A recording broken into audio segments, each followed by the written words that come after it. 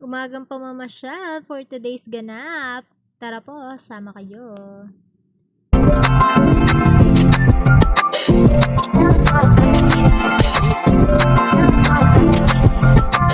Hi mga kamamis! For today's ganap nga, namasyal kaming magpamilya ngayong araw dito sa Esplanade. O, ayan, di ba? May excited na bata.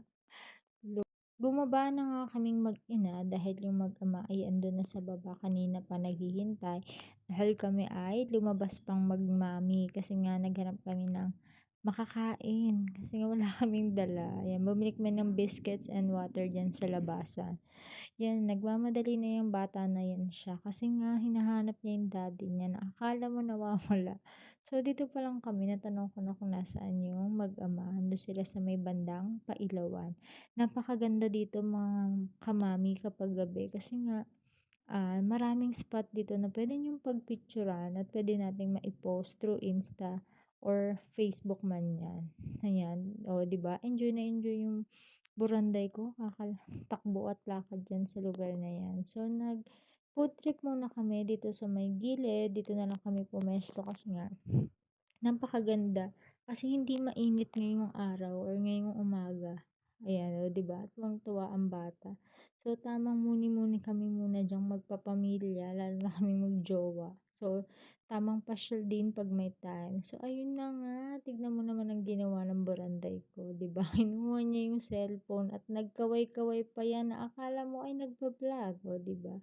Napakagaling talaga ng batang yan. So, akala mo hindi na fracture, diba?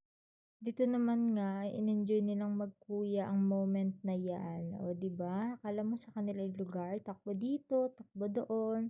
So, tamang enjoy lang sila. Pero pag uwi niyan, magkaaway na yan.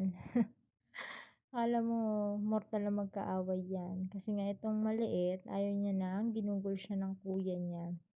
Napakaganda nga ng place na 'to mga kamami para sa mga kids din natin at siyempre kung tayo man ay naghahanap din ng mga pasyalan, try niyo na dito magpunta sa Esplanade kasi may mga spot din talaga rito na puwedeng-puwede sa mga kids. So kami nag-stay lang kami dito sa may Pailawan, oh, 'di ba ang ganda.